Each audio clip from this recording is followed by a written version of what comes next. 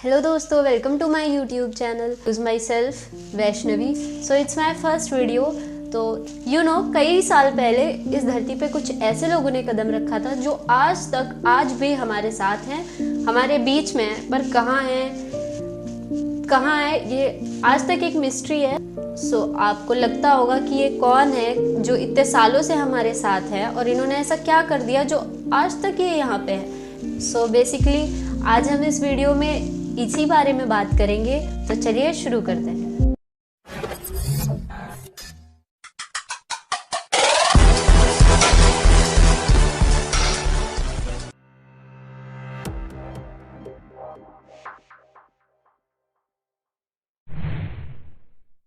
अश्वत्थामा। महाभारत की अगर बात हो और अश्वत्थामा का मेंशन ना हो, ऐसा हो नहीं सकता। गुरु द्रोण के बेटे अश्वत्थामा एक चिरंजीवी, एक इमॉर्टल होने के साथ साथ he was also one of the अवतार ऑफ 11 रुद्रास। गुरु द्रोण एक बेटा चाहते थे और इसीलिए वो तपस्या कर रहे थे, जिसके चलते शिवजी ने खुश होकर गुरु द्रोण को वरदान के तौर पे एक बेटा दे दिया और उस बेटे को चिरंजीवी, अमर होने का वरदान दे दिया। और सिर्फ इतना ही नहीं, इस बच्चे के फोरहेड पे एक ऐसा मणि था, the wearer of which ceased to have any fear from any living beings lower than humans and was even safe from weapons, from hunger, from diseases. लेकिन फिर जब अश्वत्थामा बड़े हुए, he went on to become friends with Duryodhan and इस दोस्ती की वजह से और पावर हासिल करने की भूख की वजह से उन्होंने महाभारत के युद्ध में कौरवों की साइड। वैसे तो उनके पास पावर थी क्योंकि उनके पास मणि थी, वो गुरु द्रोण के बेटे थे, ओब्वियसली उनके पास पावर थी। बट एक लालच होता है ना, जब वो लालच आ जाता है तभी इंसान गलत रास्ते पे जाता है। इसीलिए हमारे बड़े बूढ़े कह गए हैं कि लालच बुरी बला है, सो लालच मत करो। उसके बाद क्या हुआ ये हम सब जानते हैं। अपने इमोशंस में बह के अश्वत्थामा ने कुरुक्षेत्र वॉर में इतनी गलतियां कर दी कि कृष्ण भगवान ने उन्हें पनिश करने के लिए उनसे उनका माथे का मणि छीन लिया और उन्हें ये श्राप दे दिया कि उनका ये जख्म कभी नहीं भरेगा, उनकी पूरी बॉडी लेप्रेसी का शिकार हो जाएगी। It will also be covered by पस एंड अल्सर्स। कृष्ण भगवान ने यह भी कहा कि अश्वत्थामा अपनी पूरी जिंदगी एक रोगी बन के जिएंगे और कोई उनके मदद के लिए नहीं आएगा, कोई उन्हें फूड या शेल्टर तक प्रोवाइड नहीं करेगा, because anybody who comes near him will be disgusted of him. लेकिन सबसे सरप्राइजिंग बात यह है कि कुछ साल पहले एक थियरी सामने आई थी जिसमें मध्य प्रदेश के एक डॉक्टर ने यह क्लेम किया है कि ही हैज सीन अश्वत्थामा। उस डॉक्टर ने यह कहा कि कुछ साल पहले उसके पास एक पेशेंट आया था जिसके सर पे, जिसके फोरहेड पे एक अनयूजुअल सा वुंड था। उसने ये भी बताया कि इतने सारे ट्रीटमेंट और मेडिसिन के बाद भी वो जख्म बढ़ नहीं रहा। तो एक दिन चेकअप करते करते डॉक्टर ने उस पेशेंट को मजाक में पूछ लिया कि आपके माथे का वुंड भर नहीं रहा, क्या आप अश्वत्थामा तो नहीं? और बस उसके बाद जो हुआ वो बहुत शॉकिंग था। डॉक्टर ये क्लेम करते हैं कि जैसे ही उन्होंने ये पूछा, वो इंसान, वो पेशेंट वहां से गायब हो गया। इतना ही नहीं, उसको पूरे स्टाफ में से किसी ने बाहर जाते हुए नहीं देखा। और सिर्फ ये एक थियरी नहीं है, अश्वत्थामा को लेके कई सारी थियरीज एग्जिस्ट करती हैं। लॉर्ड हनुमान, जैसे अश्वत्थामा महाभारत के लेजेंडरी कैरेक्टर्स में से एक है, वैसे ही लॉर्ड हनुमान रामायण के सबसे बड़े वीर हैं। हनुमान जी श्री राम के सच्चे भक्त थे and he was always meant to be with him. जब रावण सीता मैया को एब्डक्ट करके लंका ले गए थे, उस वक्त श्री राम काफी चिंतित थे, काफी मिजरेबल स्पेस में थे, क्योंकि लंका काफी दूर था और वहां तक का जो फासला था वो काफी कठिन था। लेकिन क्योंकि हनुमान जी उड़ सकते थे, उन्होंने इस लंबे फासले को तय किया और रावण के महल के अंदर अशोक वाटिका में सीता मैया को ढूंढ लिया। अब इसके बाद कई सारी थियरीज है जो ये बताती है कि हनुमान जी को इमोर्टैलिटी कैसे मिली। कुछ स्क्रिप्चर्स के अकॉर्डिंग ये माना जाता है कि जैसे ही हनुमान जी ने सीता मैया को खोज लिया, उनसे ये कहा कि वो राम जी के दूत है, उनके साथी है, तो out of happiness and gratitude Sita मैया ने उन्हें अमर होने का वरदान दे दिया। इसके अलावा जब रामायण के सारे कैरेक्टर्स को मोक्ष प्राप्त हुई थी, तो उस समय हनुमान जी ने देवों से ये रिक्वेस्ट की थी कि उन्हें इस धरती पे तब तक रहने दिया जाए जब तक कि इस धरती पे राम जी का नाम लिया जा रहा है। इसीलिए आज भी अगर कोई सच्चा भक्त राम जी का नाम लेता है तो हनुमान जी वही पाए जाते हैं। इनफैक्ट ये भी कहा जाता है कि जब भी इस धरती पे राम कथा होती है तो उस समय हनुमान जी सबसे पहले आने वाले और सबसे आखिर में जाने वाले इंडिविजुअल लॉर्ड होते हैं। एक और थियरी है जो ये कहती है कि रावण को मार गिराने के बाद जब लोगों ने हनुमान जी से ये पूछा कि आप अपनी लॉयल्टी टुवर्ड्स राम प्रूव करें, तो उस समय हनुमान जी ने अपनी छाती चीर के सबको ये बताया कि उनके मन में, उनके हृदय में राम जी, सीता मैया और लक्ष्मण बसते हैं। इसके बाद हनुमान जी का ये प्यार देके, ये लॉयल्टी देख के Shri Ram blessed him with immortality. महर्षि वेद व्यास। वैसे तो हम हर साल गुरु पूर्णिमा मनाते हैं, लेकिन क्या आप लोग जानते हैं कि Guru Purnima marks the birth anniversary of Maharshi Ved व्यास। महाभारत के ऑथर पराशर और सत्यावती के बेटे Maharshi Ved Vyas represents intelligence, wisdom and vision. और अगर आप वेद व्यास इस वर्ड को संस्कृत में ट्रांसलेट करो तो it means the one who classified the Vedas. Ved Vyas ji को विष्णु जी के मेनी ऑफ द अवतार्स में से एक माना जाता है। विष्णु पुराण में ऐसा कहा गया है कि वेद व्यास एक ऐसा टाइटल है जो हर युग में विष्णु अवतार में आए हुए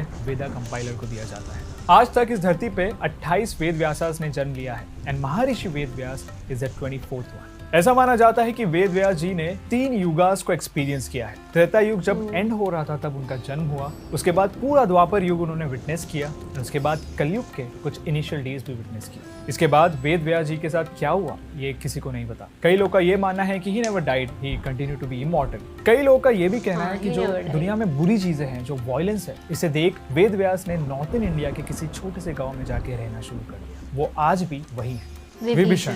आप लोगों ने ये कहावत तो सुनी होगी कि 500 उंगलियां बराबर नहीं होती। सुनिए। चलिए मैं आपको इस कहावत का रियल लाइफ एग्जांपल देता हूँ। रामायण के 2 फेमस भाइयों के बारे में तो आपको पता है, राइट? नहीं, मैं राम और लक्ष्मण के बारे में बात नहीं कर रहा।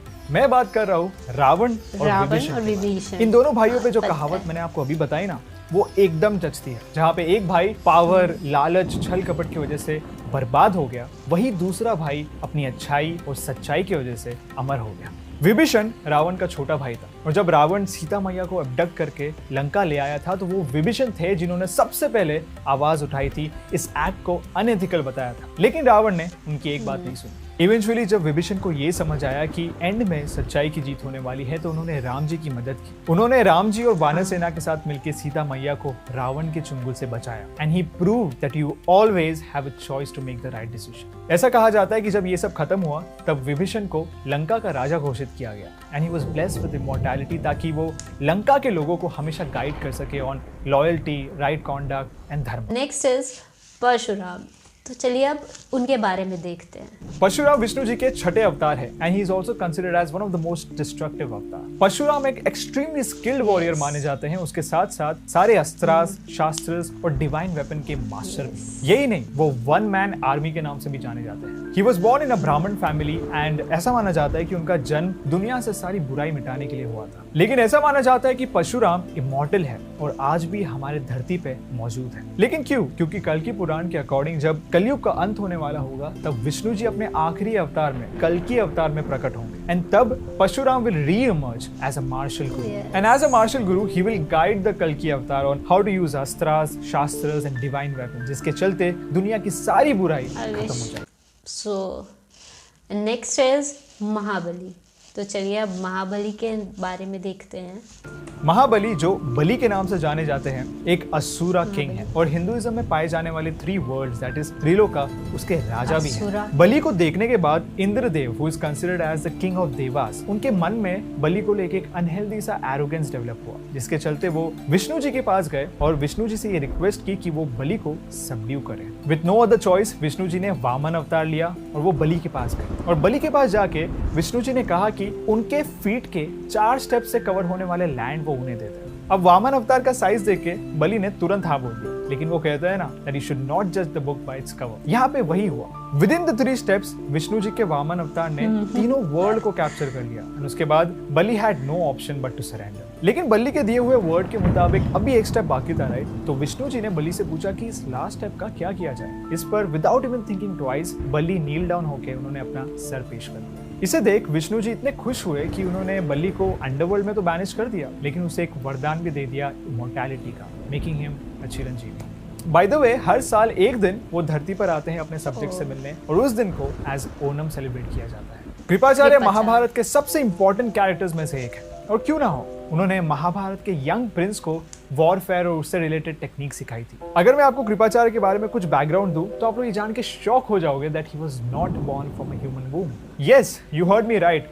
इनफैक्ट उनका जन्म हुआ था उनके पिता शरदवान के ग्राउंड पे गिरे हुए सीमेंट से। ये मुझे नहीं पता था। Special character throughout the Mahabharat. मतलब ऐसी बात नहीं है कि महाभारत में और कोई कैरेक्टर नहीं है जो ह्यूमन वूम की जगह एक्स्ट्राऑर्डिनरी तरीकों से पैदा हुआ है, लेकिन ऐसी क्या बात है जो कृपाचार्य को स्पेशल बनाती है? वेल, ये है बिकॉज ऑफ हिज एटीट्यूड। वो बिल्कुल भी किसी भी तरीके की पार्शियलिटी को पसंद या प्रमोट नहीं करते थे। He was a very dignified person. कई स्टोरीज ऐसी हैं जो ये बताती है कि कृपाचार्य को ये पता था कि कौरवों की तरफ से लगी ये युद्ध की आग पॉइंटलेस है, लेकिन फिर भी उन्होंने अपनी ड्यूटीज फुलफिल की और महाभारत के इस युद्ध में उन्होंने कौरवों की साइड ली, बिकॉज वो कौरव ही थे जिन्होंने कृपाचार्य को बेसिक नेसेसिटीज से नर्चर किया था, जैसे कि खाना, मकान एंड एवरीथिंग। तो फिर क्वेश्चन आता है कि कृपाचार्य को इमोर्टैलिटी मिली कैसे। एक थियरी हमें ये बताती है कि कृपाचार्य का अनबायस्ड और इम्पार्शियल एटीट्यूड देख के कृष्ण भगवान ने उन्हें इमोर्टैलिटी का वरदान दे दिया था। तो ये थे हमारे 7 चिरंजीवी जिनके बारे में अभी हमने सुना और देखा, जो कि किसी न किसी वरदान या फिर श्राप